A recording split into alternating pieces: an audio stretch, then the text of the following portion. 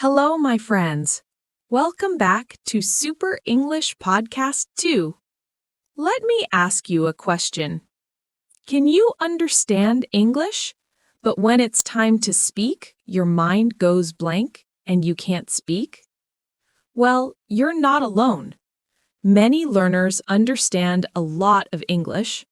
They can watch movies, they can follow podcasts, but they still cannot speak.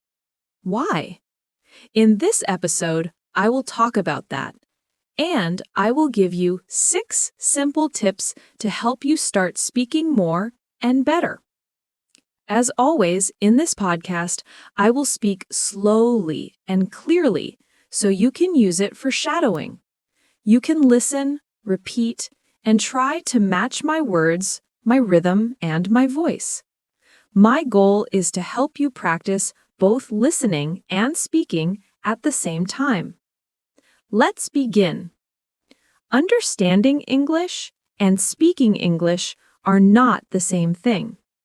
Many learners say, I understand almost everything, but I cannot speak. That's very common, and there is a reason for it. When you understand, you are passive. That means you sit, you listen, you read. Your brain is receiving English. You don't have to do anything. You just need to know the meaning. But speaking is very different. When you speak, you are active. You need to do many things at the same time. You need to think of the words. You need to organize your ideas. You need to say the sentences, and you need to use correct sounds. And you need to do it fast, in real time. This is hard, even for advanced learners. But here's the truth. Most learners don't practice speaking. They read grammar books, they do listening exercises, they watch movies, they write in English. These are good things, but they don't help you speak unless you also use your voice. Speaking is a skill, like cooking or swimming or dancing. You only get better by doing it. Not just thinking, not just watching, but doing. And that's what we're going to work on today. I want to help you speak more and feel more confident when you speak. So now, let me give you 6 simple tips to help you get started and start using your voice in English every day. Tip 1. Don't wait for perfect grammar. This is very important. Many learners wait before they speak. They think, I will speak when my grammar is perfect. I need to learn more first. I don't want to make a mistake. But the truth is, you do not need perfect grammar to speak. You only need to be clear. That means, can the other person understand you? If yes, then your English is working. Listen to this. Yesterday I go to the park. Is it perfect grammar? No. But do you understand the meaning? Yes. That's what matters. When children learn to speak, they don't know grammar rules. They say, me want juice, or I know like this, but everyone understands them. And they get better with time. You can do the same. Making mistakes is a good thing. It means you are trying. It means you are learning. It means you are using English in real life. Even native speakers make grammar mistakes.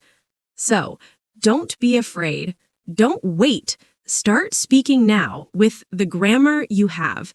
Use simple words. Use short sentences.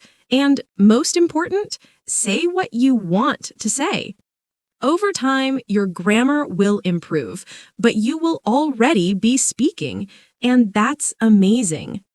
So remember, fluent with mistakes is better than silent with grammar. Speak first, polish later. You've got this. Tip 2. Learn chunks, not words. Here is a big tip, my friend, and it can change how you learn English. Don't study one word at a time. Instead, learn chunks. So, what are chunks? Chunks are short phrases that people use every day in real life. Not just one word, but a group of words that go together. For example, you learn the word busy, but in real life, people say, I'm a bit busy right now. Sorry, I've got a lot on my plate. Let's talk later. I'm swamped today. Each of these is a chunk. When you learn chunks, something amazing happens. You don't have to build sentences from zero, from scratch. You don't have to stop and think, how do I say this in English? The phrase is already in your brain, ready to use. It's like blocks of language you can take and use in real life. Can I help you? I'm not sure. That sounds great. What do you mean? These are real English. This is how people speak. When you use chunks like these, you sound more natural, more fluent, and more confident. So, how do you learn chunks? Here are some easy ways. Listen to real conversations from podcasts, shows, movies. Pay attention to the phrases people use again and again. Write them down. Not just one word, write the full phrase. Like, I'll get back to you. It depends on the situation. That's a good question. Then say them out loud. Repeat them. Practice them. Use them in your own speech. So remember, don't just build English word by word, build it chunk by chunk. Tip 3. Speak to yourself. This tip is simple, but very powerful. If you want to speak English well, you must speak English every day. But here's the problem. Many learners say, I have no one to talk to. I don't live in an English-speaking country. I don't know any native speakers.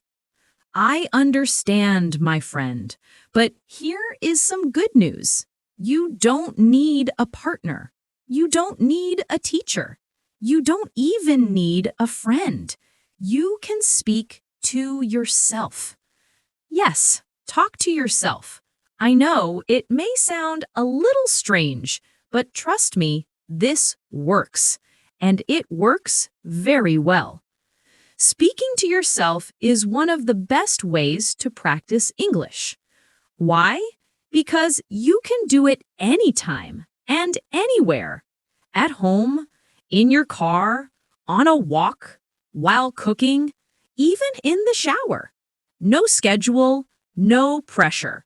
Just you and your voice. Now, what should you say? Well, you can describe what you are doing. I'm making coffee now. It's raining outside. I need to charge my phone. Now I'm opening the window. You can talk about your day. Today, I feel tired. I have a meeting at 10 o'clock. I want to go for a walk later. You can ask yourself questions. What do I want for dinner? Why is this important to me? How can I learn faster?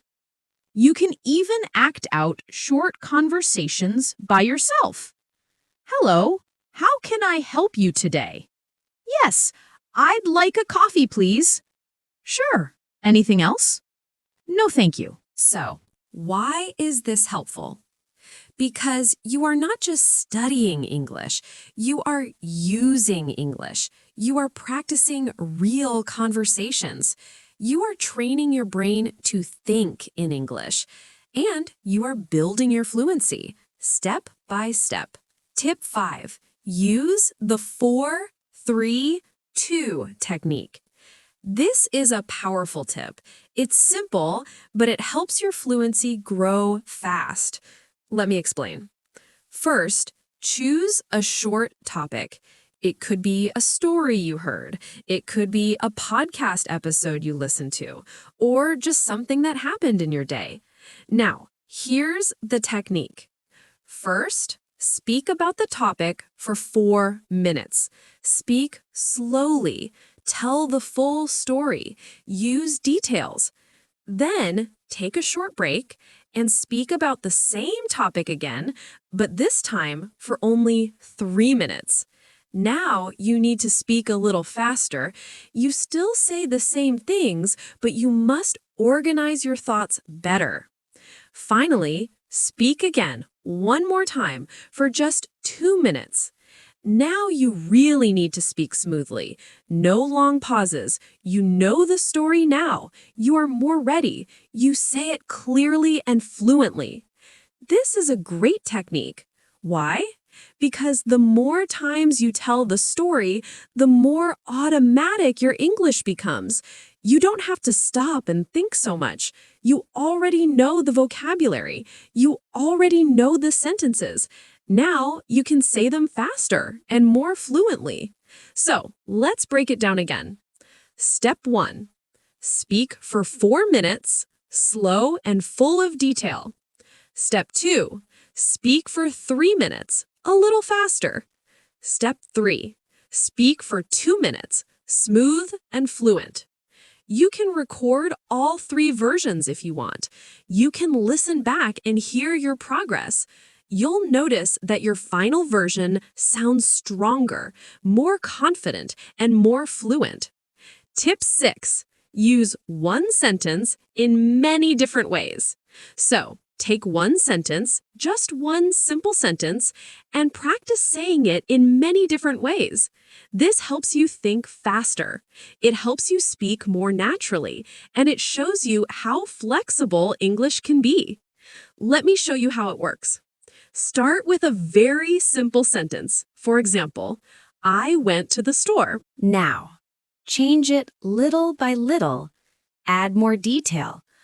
I went to the store yesterday. I went to the store yesterday to buy some bread.